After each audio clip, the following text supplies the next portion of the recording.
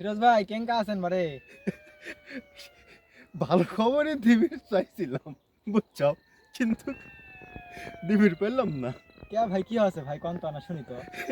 গেছিলাম একটা মেয়ে দেখবে, বি করবো। গেলাম মেয়ে দেখবে, মেয়ের সামনে আসলো, একটু কথা কবে লাগছে।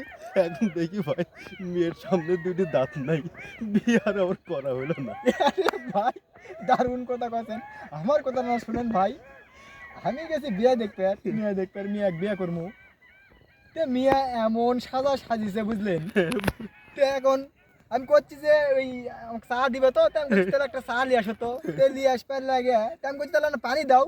তাই কাজের মিয়া পানি নিয়ে আসবার লাগে ভাই, উল্টা গেছে পরে পরে যাইয়া ওই মুখের পুর যখনই পড়েছে রে ভাই এমন কালো।